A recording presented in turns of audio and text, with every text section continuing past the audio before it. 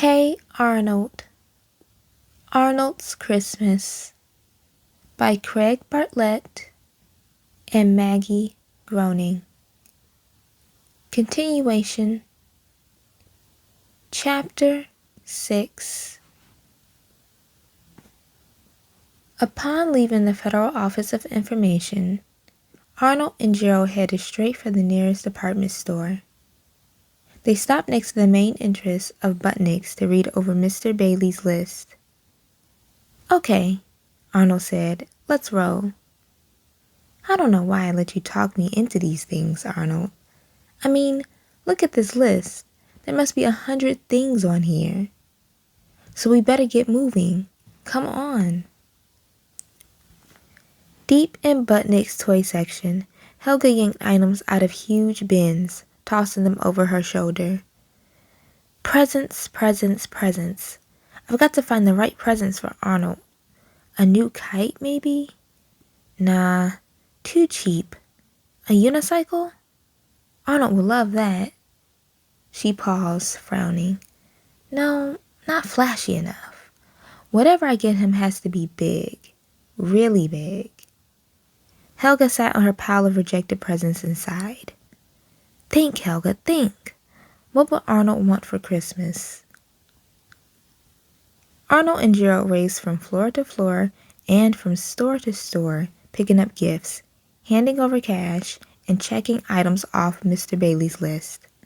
They fought their way through the rest of the last-minute shoppers, argued with clerks, and ran from one store to the next, not stopping for a moment until they were loaded down with bags and packages. Standing outside one last store, Arnold pulled out Mr. Bailey's list and reviewed it. It was a pleasing sight. "Only one more item, Gerald. Nancy Spumoni's signature snow boots. Let's go get 'em. Then we're done."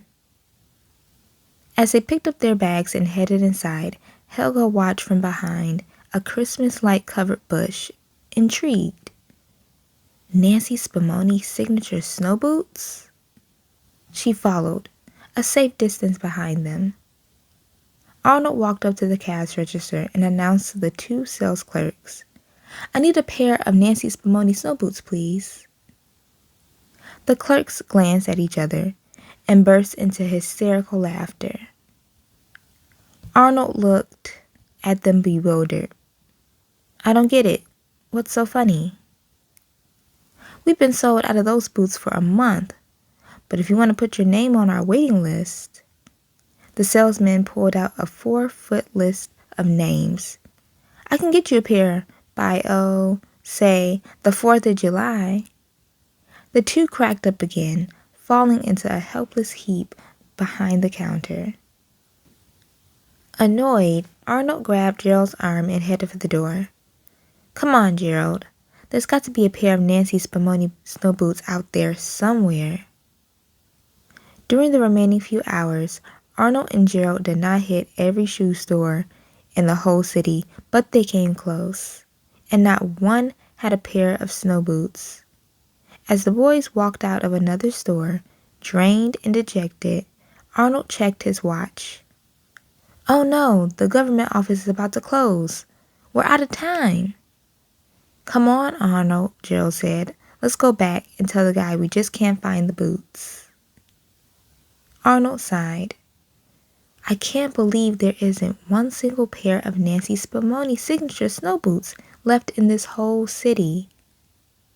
They grabbed all the bags and packages and trudged back to the Federal Office of Information. When they returned to Mr. Bailey's office, they handed over the bags of stuff and the list, with one item not checked off. "No snow boots?" Mr. Bailey yelled. "Look, kid, we made a deal. You get everything on the list, and then I find your missing person." "But we tried. We looked everywhere," Arnold said. "We must have looked in 100 shoe stores," Gerald added. "Listen, boys. My wife specifically told me to get Nancy Spumoni signature snow boots for our daughter. I gotta have those snow boots. No snow boots, no deal." Chapter 7. Arnold and Gerald walked slowly back out into the darkening evening, completely defeated.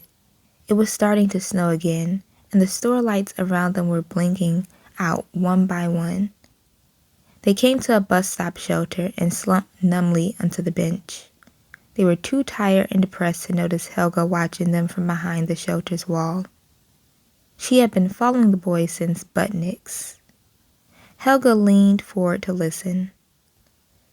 "I just can't believe after all of this I blew it, Gerald," Arnold said sadly. "All I had to do was bring one pair of Nancy Spumoni's signature snow boots to Mr. Bailey's at that crazy Federal Office of Information, and he'd find Mr. Hewan's daughter. But it's no snow boots. No deal." He glanced at Gerald. "Well, thanks for sticking with me like a true friend. I needed a miracle, I guess. I just couldn't get one." "Hey, Arnold, you did all right." Arnold shrugged. "You tried harder than anyone else I know," Gerald continued. "All for Mr. Hewan, a guy who's alone in this country. The stuff you did is more important than a bunch of presents. It's more important than some dumb snow boots. What you did, well, that's what Christmas is about, Arnold." "Thanks, Gerald," Arnold sighed. "I just wish I could have gotten Mr. Hewan and his daughter together for Christmas." "You tried, man. That's what counts." They saw the bus rumbling towards them. Arnold stood up. "It would have made Christmas special for me too, Gerald. In fact, when I really think about it, it's all I wanted for Christmas." They climbed into the bus.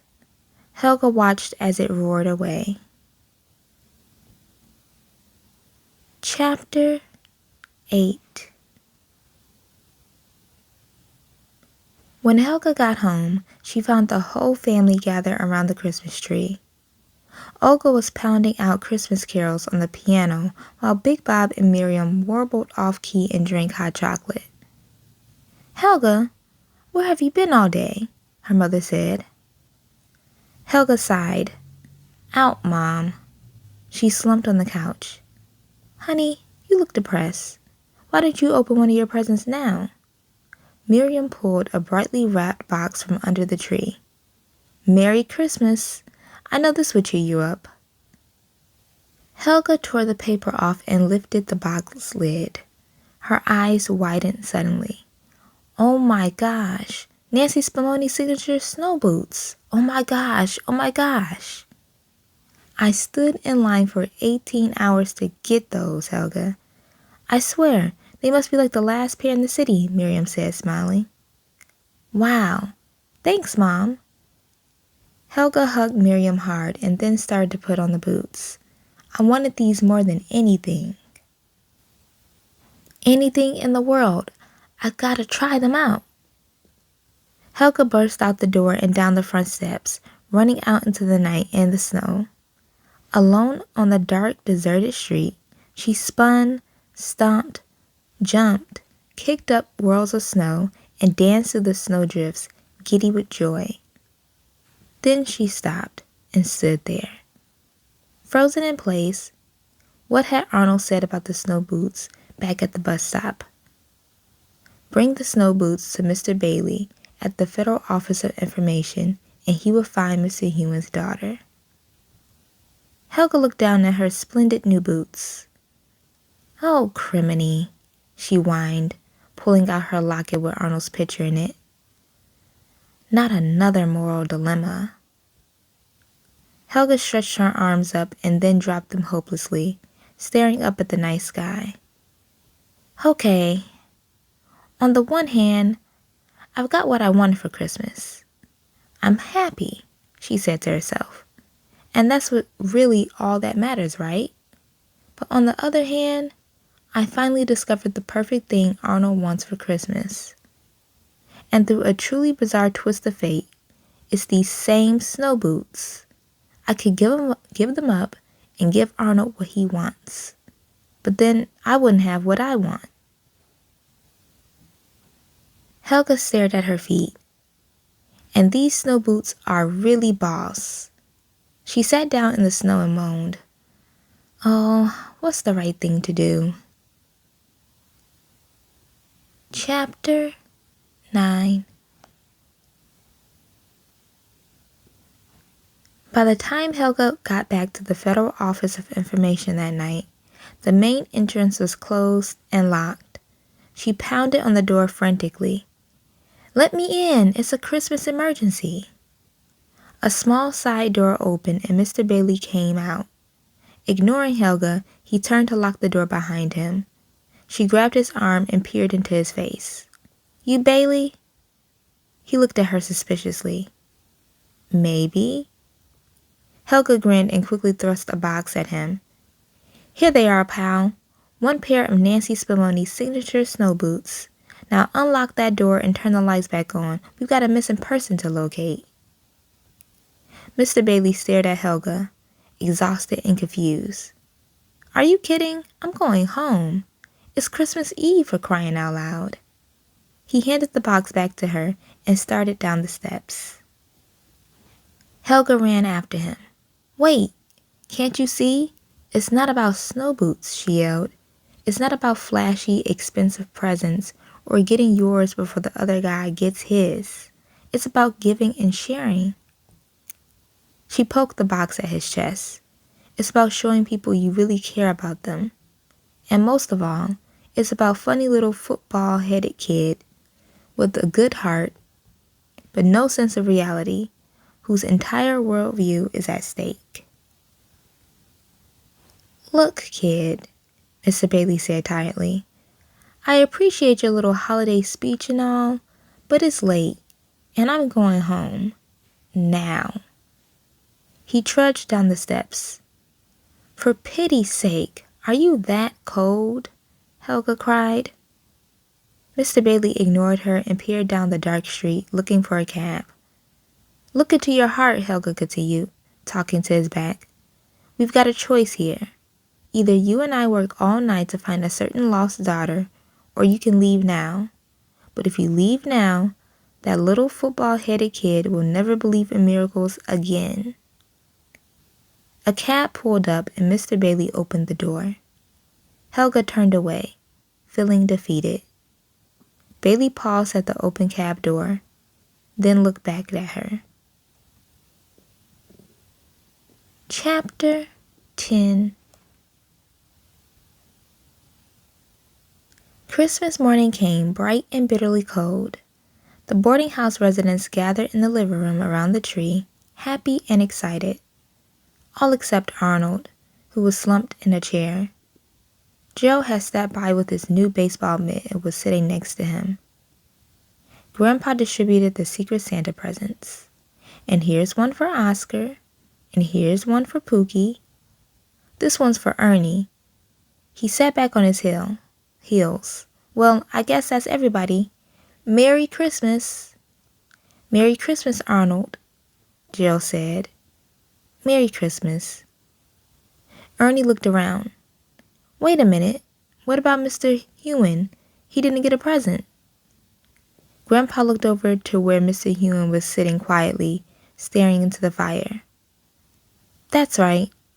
He searched around under the tree. There should be a present for Mr. Hewen here somewhere. Arnold sank even lower in his chair.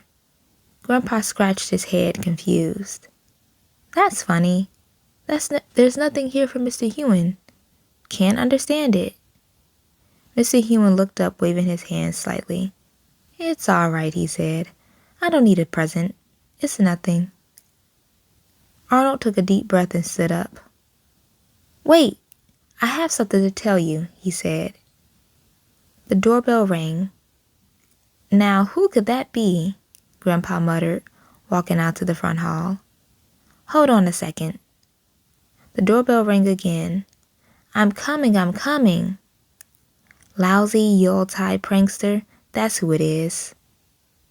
The boarders heard the sound of the front door opening. After a long moment, Grandpa came back into the room. "There's someone here to see you, Mr. Human," he said. Mr. Human rose from his chair by the fire, turned, and stared at the pretty young Asian woman who had followed Grandpa into the room. She looked into Mr. Human's eyes and smiled hopefully. "Ba?" she said. "Father?" Mr. Human blinked. He stared and stared. Finally he spoke. "My?" he said softly. Her smile got bigger and tears shone in her eyes. "Father!" She took a step towards him. Mr. Human ran to her in 3 steps. He took her hands in his and looked at her. "I can't believe it. My? Is it really you? Look at you." He turned to the others and joyfully announced, "Everyone, this is my daughter." Arnold watched them hug. "Merry Christmas, Mr. Human," he whispered. Grandpa smiled. "Well, I guess Mr. Human got his present after all." Then he leaned towards Grandma and whispered, "I thought she was a Yuletide prankster." Gerald nudged his best friend. "Well, Arnold, I guess Christmas miracles can happen after all." Arnold was shaking his head in wonder. "Yeah, but how did it happen? It doesn't make sense." "Don't try to make sense out of it. A miracle's a miracle, and that's all there is to it." Gerald smiled. "Maybe you had a Christmas angel looking out for you or something." Arnold looked at Gerald. "A Christmas angel?" Then he looked at Mr. Human, who was laughing and crying at the same time. "Yeah, maybe."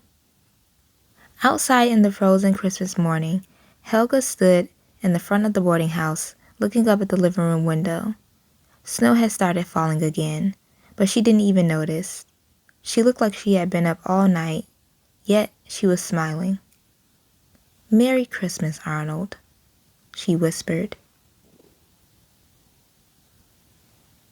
The end of Hey Arnold, Arnold's Christmas by Craig Bartlett and Maggie Groening.